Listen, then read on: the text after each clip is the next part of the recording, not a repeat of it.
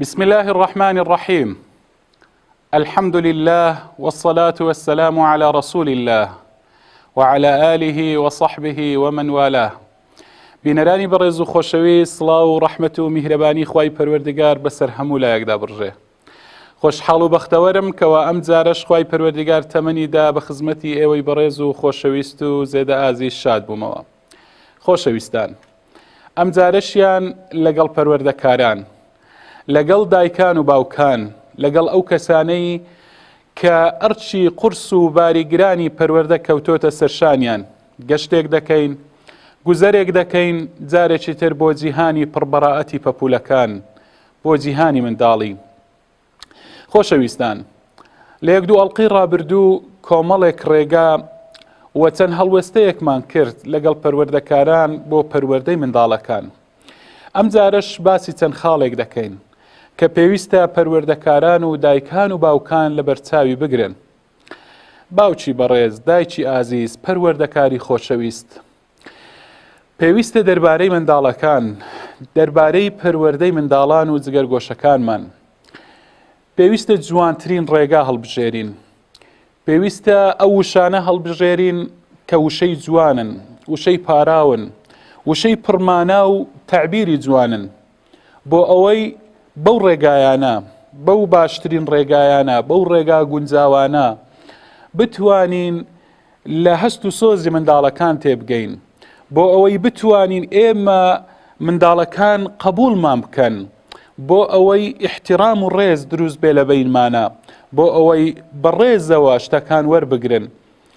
بۆیە ئەگەر توانیمان ڕێگای گونجاومان هەڵبژارد و کەلیماتی جوانمان هەڵبژارد، کەلیماتی پڕمانە، ئەوە دەتوانین کاریگەریمان هەبێتن، دەتوانین جگەرگۆشەکانمان بە جوانترین شێوە پەروەردە بکەین.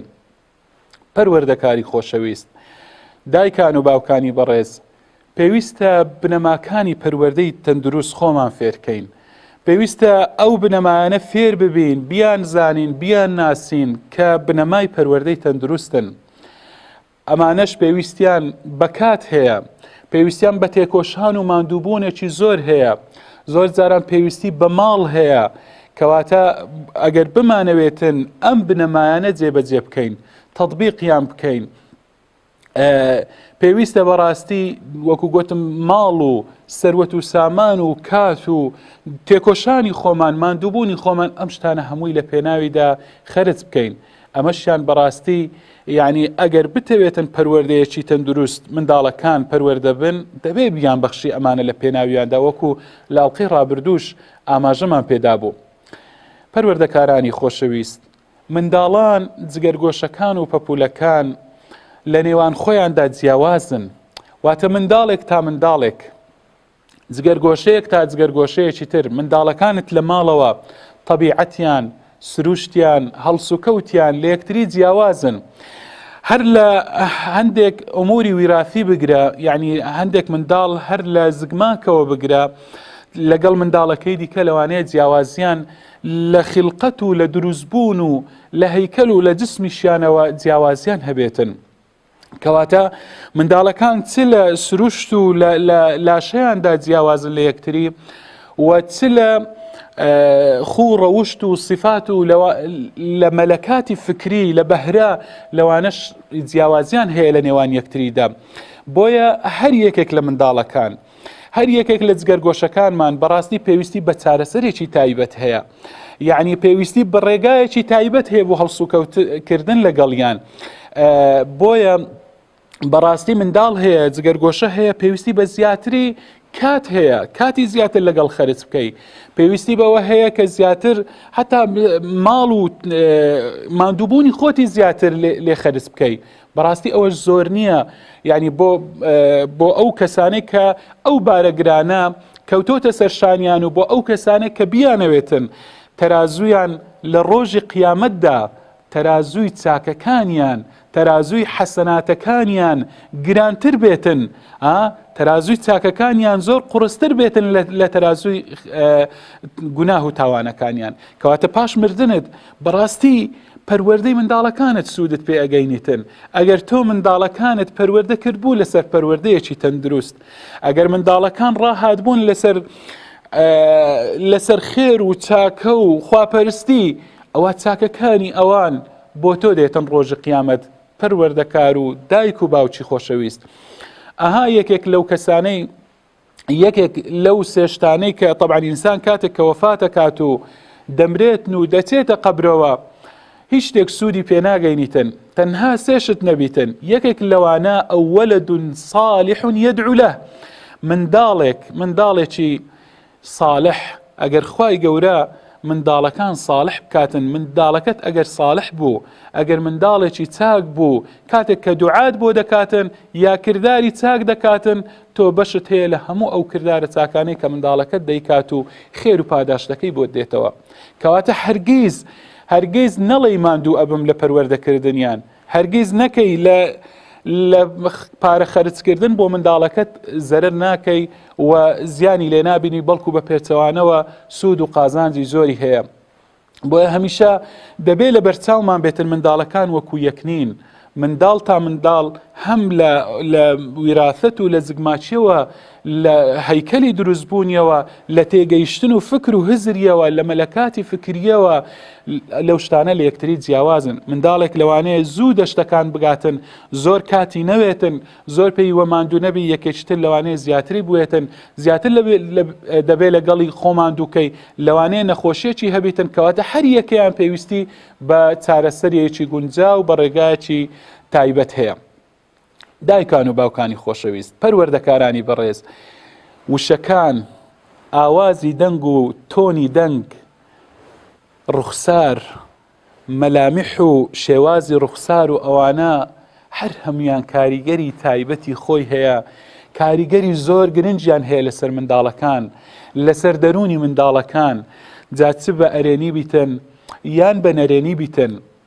واتە ئەگەر هەمیشە تۆ ڕوو بە خەندەبی بەرامبەر منداڵەکانت، تۆنی دەنگت تۆنێکی نەرم بێتن، شێوەی ڕوخسارت هەمیشە دەم بە خەندە بێتن، کەلیمانتەکانت وشەکانت هەمیشە جوان و شیرین بێتن بەرامبەر بە منداڵەکانت، هەمیشە کوڕی شیرینم، کچی شیرینم، جگەر گۆشەکەم، ڕۆحەکەم، گیانەکەم، ئەم وشانە کاتێک کە بەرامبەر بە منداڵەکانت بەکاردەینی بەڕاستی کاریگەری زۆریان هەیە لەسەر منداڵەکان.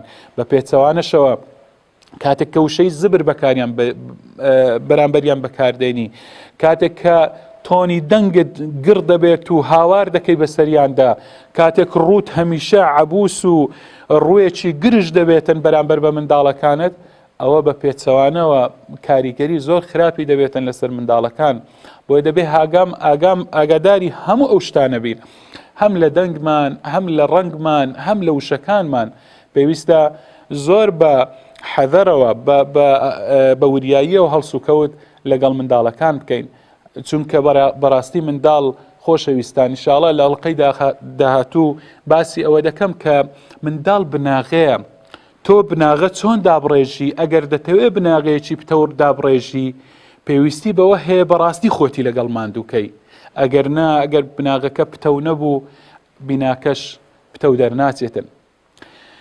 باوکانی بەڕێز، دایکانی خۆشەویست، پەروەردەکارانی زێدە ئازیز، هەوڵدان هەمیشە لە منداڵەکانتاندا گیانی گەشببینی، ڕوحی گەشببینی لە ناخیاندا بچێنن.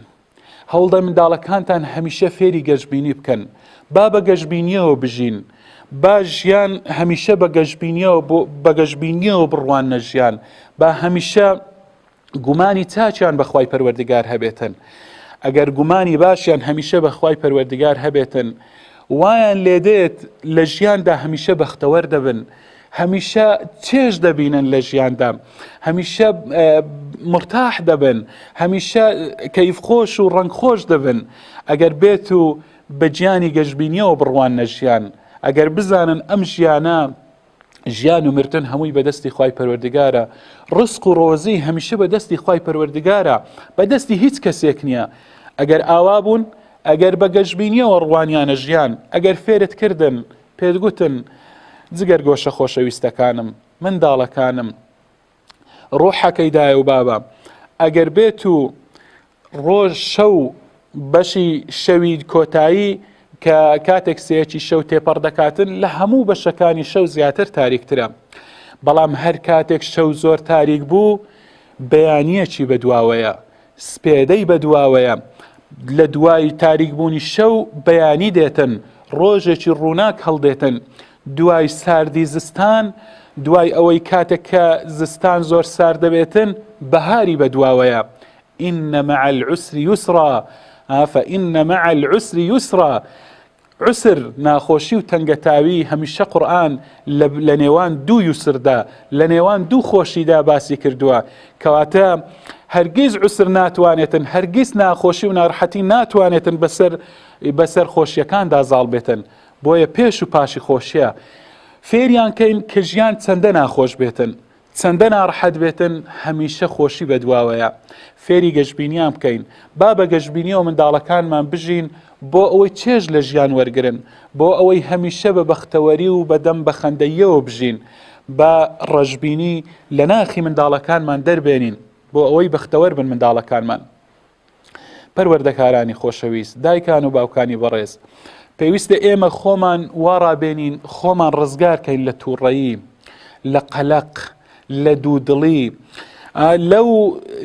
لەوەی کە ئەو حاڵەتە دەرونیە خراپانەی کە هەمانە کە لە ناخماندای بە تایبەتی تووڕەی خۆشەویستان، بە هەوڵ دەین خۆمانی لێ ڕزگارکەین، بە هەوڵ دەین کاتێک کە تووشی تووڕەیەکی زۆر دەبین، کاتێک کە لە کاتی تووڕەیی تووشی زۆر حاڵەت دەبین، بە خۆمان لەو تووڕەیە ڕزگارکەین.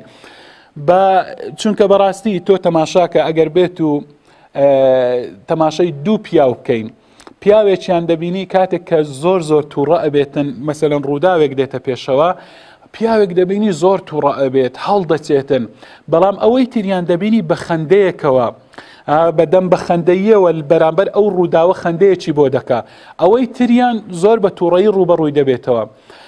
یعنی بۆ باشە ئەمە بۆ بەدەم بە خەندەیی ڕوبەڕووی بۆ ئەوەی دیان بۆ بە تووڕەیی، چونکە هات تەسەوراتە زهنیەکانی ئەو کەسەی کە تووڕە دەبێتن، تەسەوراتەکانی بیر و بۆچوونەکانی هەڵەن.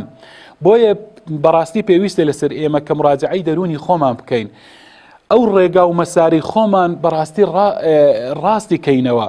ئەگەر هات و شتێکمان توش بوو تووڕە بووین، بۆیە بە هەوڵ دەین ئێمە بە خۆمان بەرەو نەخۆشیەکانی سەردەم، بەرەو سوکەری، نەخۆشی شەکرا، بەرەو زەخت و فشار و ئەوانە، چونکە ئەمانە هەر هەمووی لە چ دروست دەبن؟ لە تووڕەیەوە دروست دەبن. تەماشاکەین پێغەمبەری خوا عەلەیهی سەڵات وەسەلام قەت لەبەر هیچ شتێک تووڕە نەئەبوو، تەنها لەبەر کاتێک ئەگەر هاتبا و مەحاریمی خوای پەروەردگار، حرام کراوەکانی خوای پەروەردگار، سنوورە قەدەغە کراوەکانی خوای پەروەردگار، ئەگەر کەسێک سنوورەکانی شکانبان تەنها ئەو کاتە تووڕە ئەبوو، ئەگەر نا لەسەر هیچ شتێکی تر پێغەمبەری خوا عەلەیهی سەڵات وەسەلام تووڕە نەئەبوو. ئێمەش با خۆمان فێرکەین بەرامبەر شتی سادا، بەرامبەر بەجگەرگۆشەکانمان، منداڵەکانمان با تووڕە نەبین، تەنها لە کاتێکدا نەبیتن ئەگەر سنوورە قەدەغە کراوەکانی خوای پەروەردگاریان شکاند، تەنها لەبەر خوای پەروەردگار ئەو حاڵەتەی کە پێویستە خوای پەروەردگار پێمانە فەرمێ پێویستە لەو حاڵەتە تووڕە بین. ئەگەر نا ئیسلام پێغەمبەری خوا عەلەیهی سەڵات وەسەلام تەماشاکەی پیاوێک دێتە لای دەڵێتن ئامۆژگاریم کە ئەی پێغەمبەری خوا عەلەیهی سەڵات وەسەلام، پێغەمبەر صلی الله علیه وسلم چی پێ دەفەرمێتن؟ دەفەرمێ لا تەغضەب، تووڕە مەبە. جارێکی تر ئەی پێغەمبەری خوا ئامۆژگاریم کە، پێغەمبەر عەلەیهی سەڵات وەسەلام دیسا پێی دەفەرمێت تووڕە مەبە، تا جاری سێمیش هەر پێی دەڵێت تووڕە مەبە، چونکە لە تووڕەبووندا هەموو شتەکان وێران دەبن، هەموو شتەکان تێک دەچن. بەڵام کاتێک کە ئینسان لەسەر خۆی بێتن، هادئ بێتن، هێواش بێتن، بەڕاستی ئەم هدوءە، ئەم هێمنی و ئارامیە ئینسان هەمیشە دەتوانێتن زاڵ بێتن بەسەر خۆیدا و هەمیشە بڕیاری تەندروست بداتن، بڕیاری دروست بداتن و تووشی هەڵە و شتی خراپ نەبێتن. بۆیە بە تایبەتی بەرامبەر جگەرگۆش و منداڵەکانمان پێویستە خۆمان لە تووڕەیی بپارێزین، لەسەر شتی سادە و تافێ تووڕە نەبین، تووشی تووڕەیەکی زۆر نین. بەداخەوە بەڕاستی یعنی زۆرم پێسەیرە هەندێک جار ئینسان شتی سەیر دەبیستێتن، دەبینی باوکێک، دەبینی دایکێک لەسەر شتێکی زۆر سادە منداڵەکانی دەبینی چی بەسەر هێناون، چۆن لەیداون، چۆن دارکاری کردوون. ئیتر ئەمەیان بەڕاستی ئەم جۆرە دایک و باوکانە ئەمانە پێویستیان بەوە هەیە کە جارێکی تر پەروەردە بکرێنەوە، نەک ئەو منداڵە بەستە زمانی کە منداڵێکە کە تازە دەبێنی تەمەنی چەند مانگێکە یا ساڵێکە 2 ساڵە ئەم لێدان و ئەم کوتانە پێویستە بەڕاستی ئاگامان لەوە بێتن خۆمان لە تووڕەیی زۆر وەکو گوتم لەسەر شتی سادە خۆمان بپارێزین تەنها لە حدودا لە سنوور و حدودە قەدەغەکراوەکانی خوای پەروەردگار نەبیتن. خۆشەویستان کات زیاتر دەرفەتمان پێناداتن لە ئەڵلقەی داهاتوو بە پشتیوانی خوای پەروەردگار چەند خاڵێکی تر دەخەینە ڕوو و بەردەوام دەبین لەم گەشتەمان لەگەڵ جگەرگۆشە و لەگەڵ پەپولەکانمان تاکو و دەیانگەینین بە کەناری ئارامی پشت بە خوای پەروەردگار. تا ئەو کات لێرەدا بە خوای باڵا دەستان دەسپێرم. خواتان لەگەڵ والسلام عليكم ورحمة الله وبركاته.